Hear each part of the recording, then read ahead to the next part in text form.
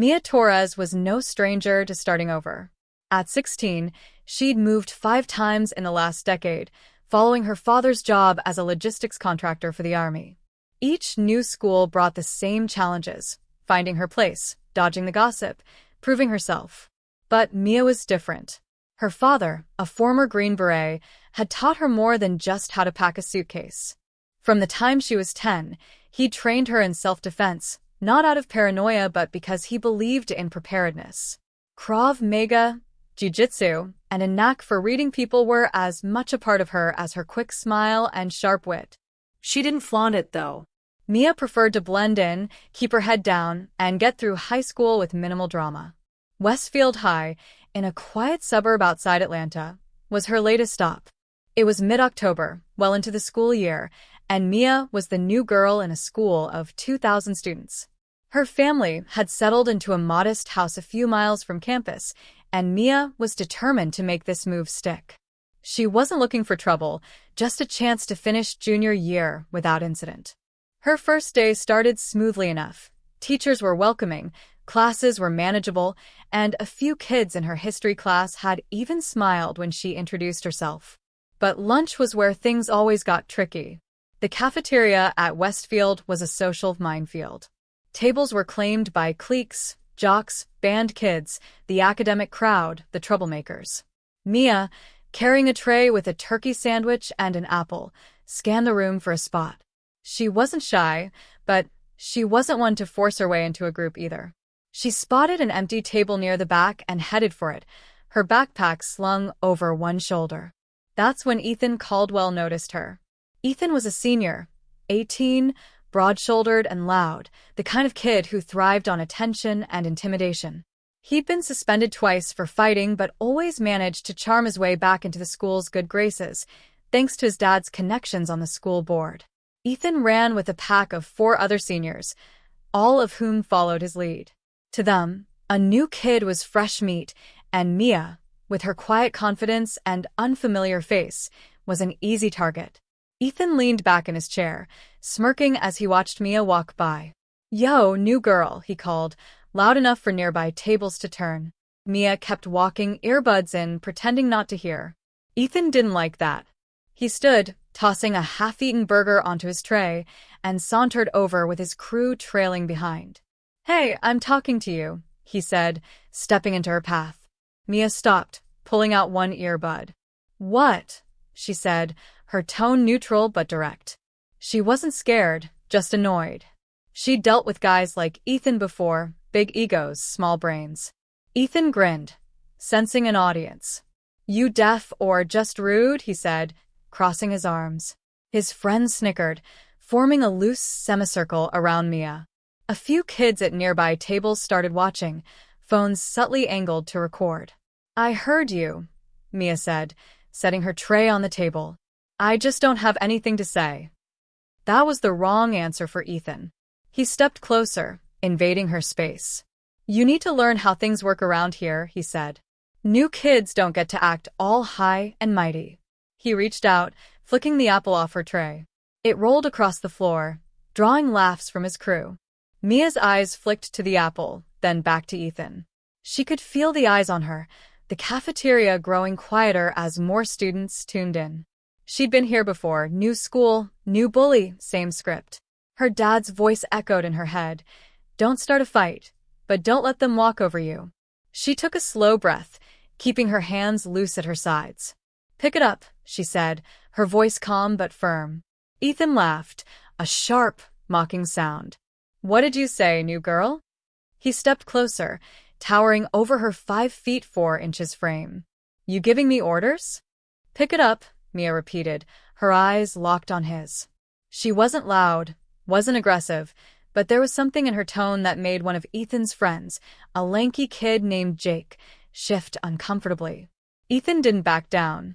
He grabbed Mia's tray and flipped it, sending the sandwich and a bottle of water to the floor.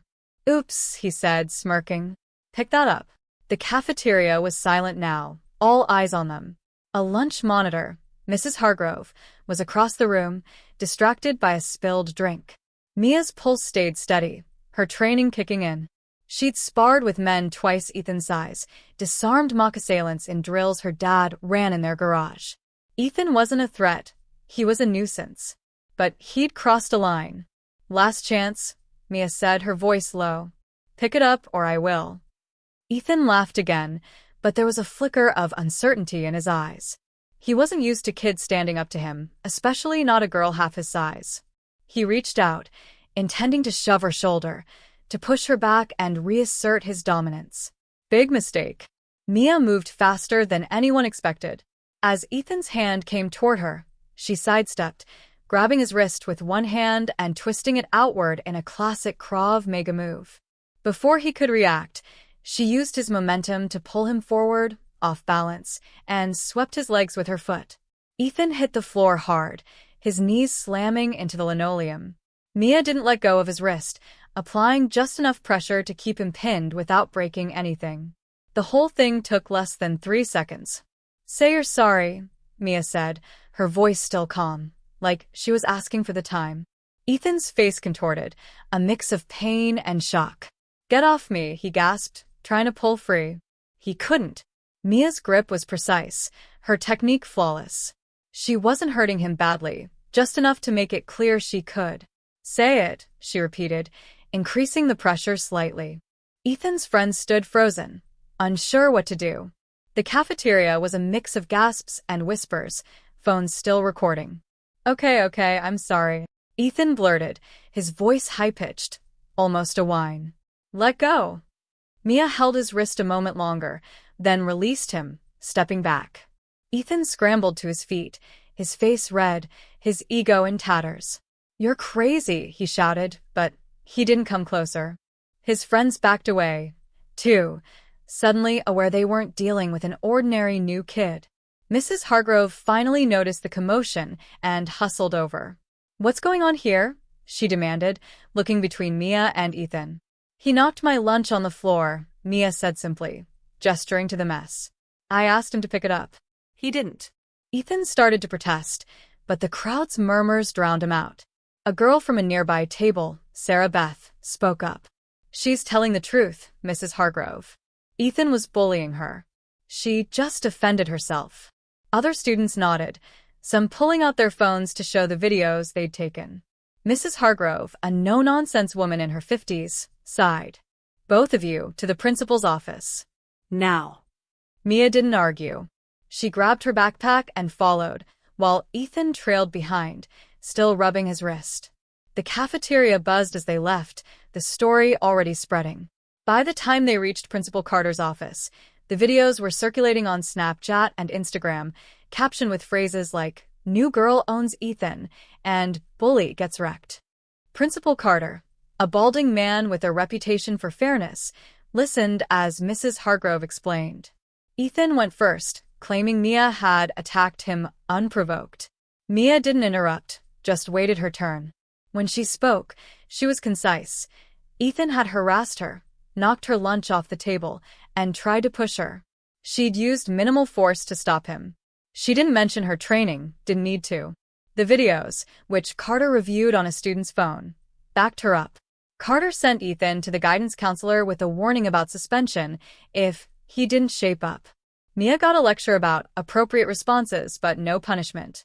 Carter could see she'd acted in self-defense, and the evidence was overwhelming. He did, however, call Mia's parents, explaining the incident and suggesting they talk to her about de-escalation. Mia's dad, Carlos Torres, arrived at the school an hour later. A stocky man with a crew cut and a quiet intensity, he listened as Mia recounted the incident. He didn't scold her, didn't lecture. You did what you had to, he said, his voice proud but measured. But keep it low-key. No need to make a habit of this. By the next day, Mia's reputation had shifted. The new girl was now the girl who'd humbled Ethan Caldwell in under a minute. Some kids avoided her, intimidated by what they'd seen. Others, especially the underclassmen who'd been Ethan's targets, started nodding to her in the halls, a quiet sign of respect. Ethan, meanwhile, kept his distance. His crew was quieter, too, their swagger dimmed. The school took steps to address the bullying problem. Carter held an assembly on respect and conflict resolution, and Ethan was required to attend a peer mediation program. Mia didn't care much for the attention, but she noticed the shift in the cafeteria. Kids sat a little easier, laughed a little freer. She'd done more than just put Ethan in his place. She'd changed the air. Mia settled into Westfield High, finding her place not as a hero or a fighter, but as a girl who could handle herself. She made a few friends, joined the debate team, and kept up her training in the evenings with her dad. Ethan never bothered her again, and when their paths crossed in the halls, he'd look away, his bravado gone. Mia didn't gloat. She didn't need to. She'd said everything she needed to in that minute in the cafeteria.